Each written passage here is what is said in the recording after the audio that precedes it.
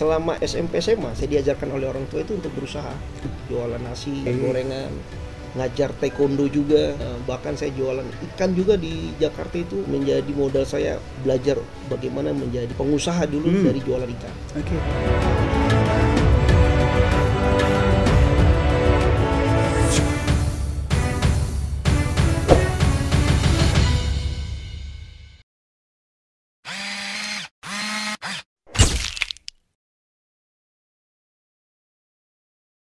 Saya kenalkan narasumber kita ini luar biasa sekali, AKP Haris Lambe, SST. Selamat siang, apa kabar Bang Haris? Siang, alhamdulillah baik. Luar biasa sekali.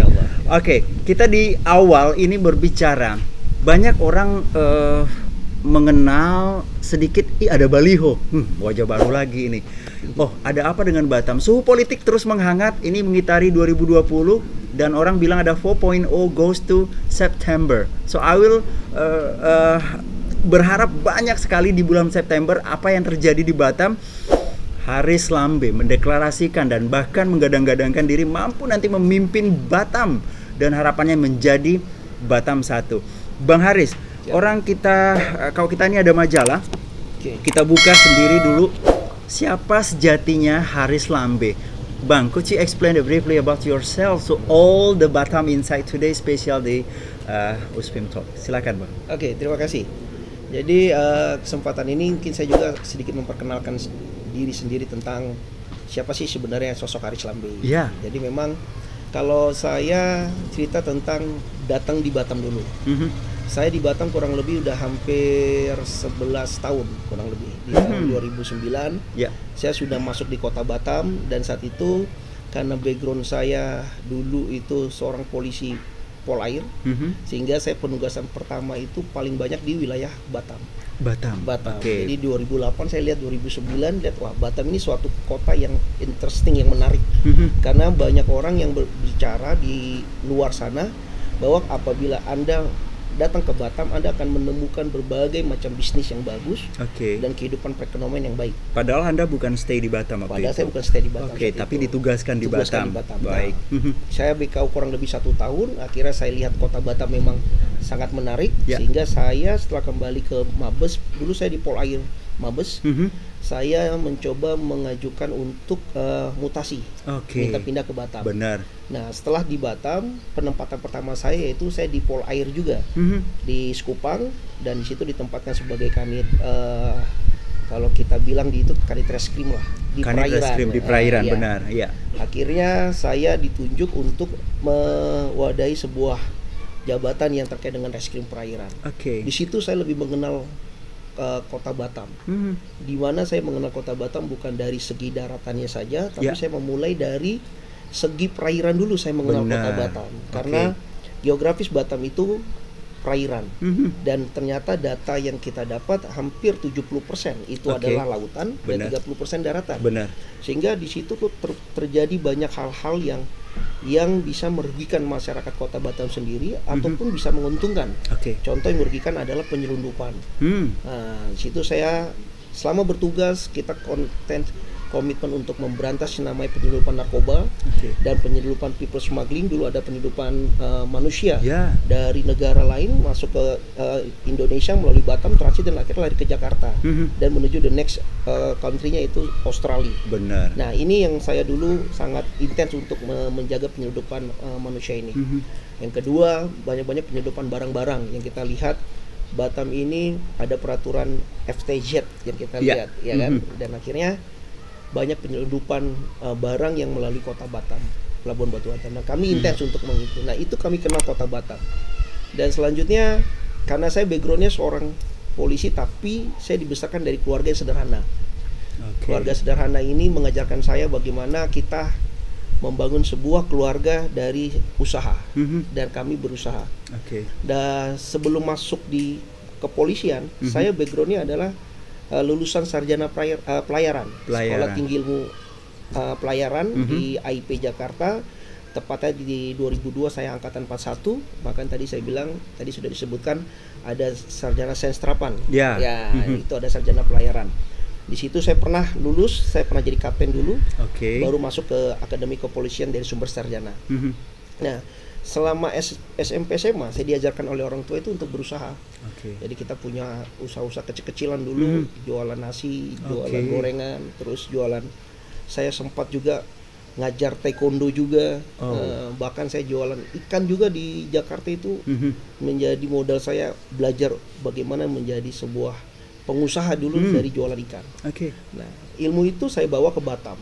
Setelah jadi polisi, hal-hal kecil yang saya lakukan pertama kali saya di Batam itu, saya punya usaha yang namanya cucian mobil. Ya, di belakang.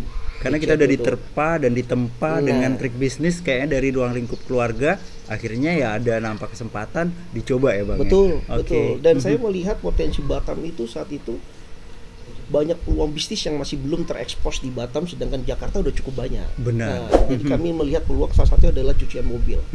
Kita buat car wash itu saya buka, dan alhamdulillah sangat maju saat itu. Saya bisa menciptakan lapangan pekerjaan 14 karyawan saat itu. Dan disitulah walaupun bakat perwira, tapi kerjanya setelah dinas itu ya cuci mobil. Benar. Jadi diawali dari situ. Nah, saya lihat lagi, melihat potensi peluang bisnisnya bagus, saya kembangkan ke laundry.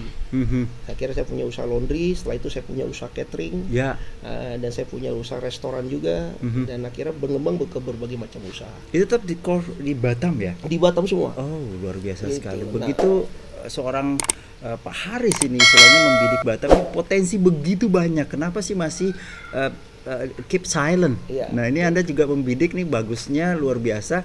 Dan intinya proses guliran waktu, apa yang dilihat di Batam nih kira-kira kan peluang bisnis bisa dilakukan di sini Bang Haris. Istilahnya yang terjadi di Batam, istilahnya mungkin orang melihat ini loh Haris Lambe. Seperti apa Bang Haris jadinya waktu itu? Udah mulaikah bersosialisasi kan, bisnis ke bisnis kan udah mulai nih bergerak. Apa yang dirasa atmosfernya ketika itu? Ya, jadi saya terjun ke masyarakat itu sebenarnya bukan baru kali ini saja ya. Bukan berarti sejak saya mendeklarasikan untuk menjadi calon wali kota baru saya terjun ke masyarakat. Saya terjun ke masyarakat sudah dari 10 tahun yang lalu. Jadi saya sudah stay ke masyarakat. Bagaimana masyarakat mengenal saya adalah sosok polisi yang memang suka usaha.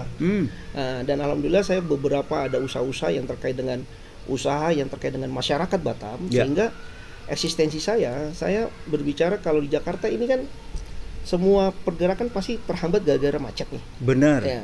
Jadi kalau kita melakukan pertemuan dengan relasi bisnis itu paling satu hari itu bisa 1 atau 2 saja pertemuan.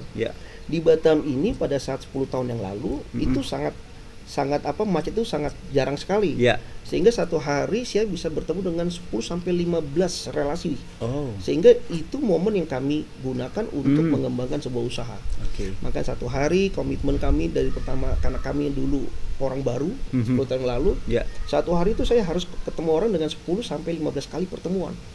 Dari situlah kami sudah menanamkan, wah masyarakat Batam ternyata sangat welcome banget terhadap ide-ide bisnis baru yang masih mereka belum terpikirkan. Benar.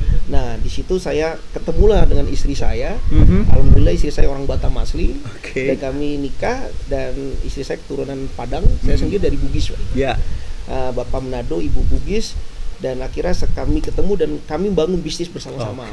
Situlah yang kami melihat sebenarnya Batam ini punya potensi yang cukup luar biasa apabila orang-orang bisa melihat potensi ini. Intinya mungkin kalau Anda berada di Batam, begitu Anda meyakinkan ya di Insider. Tapi yang pasti ini di Uspim Talk kita kali ini Bang Haris ya, saya panggil Abang, panggil apa, karena udah dekat ya. Kalau kita ada sektenya, nggak mau seperti itu. Istilahnya apa yang terjadi di Batam begitu friendly kah masyarakat, dan Anda mulai bersosialisasi ini.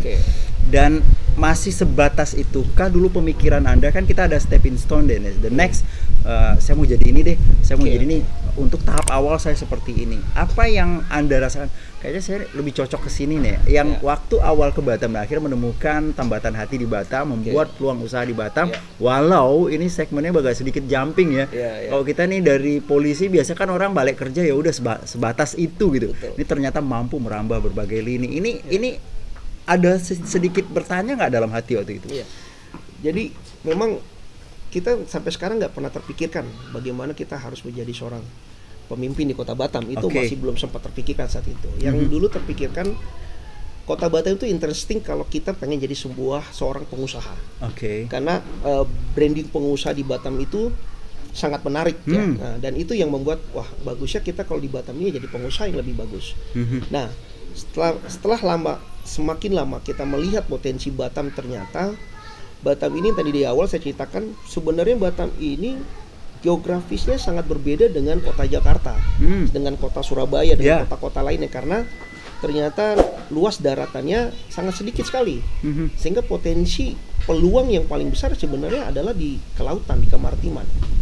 Nah, sehingga pada saat kita bertemu dengan teman-teman yang memang punya usaha di kemaritiman, kami bersama-sama lah sering sharing, dan mereka sangat mengeluhkan bahwa potensi kemaritiman selama 20 tahun mereka punya usaha ini sangat belum dioptimalkan terkait dengan konsep kemaritiman, sehingga mereka sharing ke saya.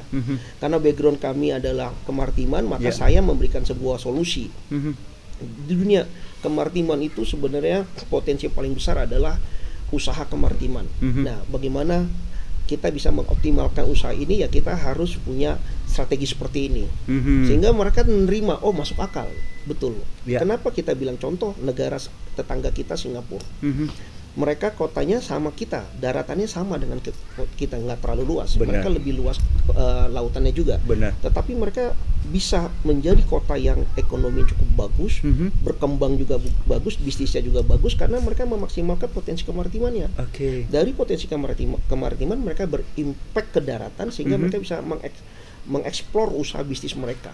Itu meluas kemana-mana dari potensi kemaritiman. Dan itu tidak ada dalam tanda petik kurang tergarap atau sama sekali tidak ada bisa tergarap. Kalau tergarap sih sudah, tapi masih belum optimal. Ya, karena memang untuk menggarap sektor kemaritiman harus orang-orang yang profesionalisme, yang punya di bidang itu, yang punya keahlian, sehingga dia bisa mengetahui di mana potensinya. Gitu. Bang Aris, ini rasa kalau kita ini rasa bergumam ya, ini kok nggak jadi kayak gini ya, kok ada yang mungkin Anda rasakan seperti itu ya, ketika kayaknya kemaritimannya ini ada gitu, tapi mungkin belum tergarap optimal gitu.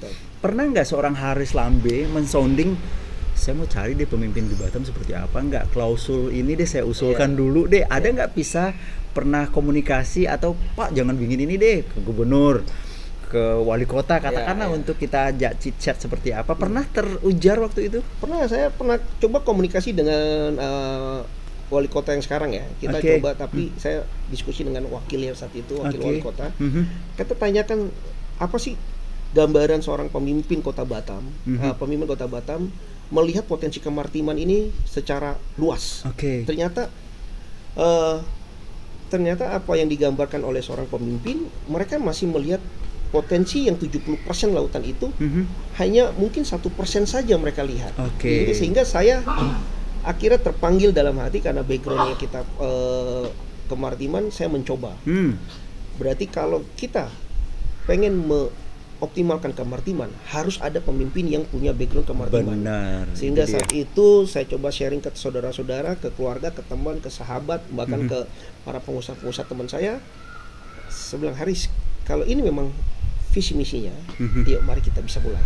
Sehingga di situ saya coba berani mendeklarasikan untuk merubah kota Batam, merubah cara pandang masyarakat kota Batam. Maka kita harus terjun untuk menjadi seorang pemimpin di kota Batam. Baik, ini luar biasa sekali. Memang sih try to follow your hobby. Kalau hobi Anda itu tidak Anda turutin, padahal ini dalam hati ini, aduh ini kok peluang begitu banyak, tapi tidak termanfaatkan. Kalaupun ada termanfaatkan, belum optimal, ada sama Haris Lambe. Ini luar biasa sekali. Kita akan lanjut lagi. Ini sesi kedua nanti yang pasti di Batam Insight di Uspim Talk. Bagaimana komitmen seorang Haris? Apakah nanti dicela dalam ranah kepolisian, disokong penuh kah, atau kayak layang-layang digantung tapi tidak ada tali, tidak kemana-kemana gitu. Kita akan kupas lebih dalam lagi daily activity dari Haris Lambe, masih di Batam Insight di Uspim Talk.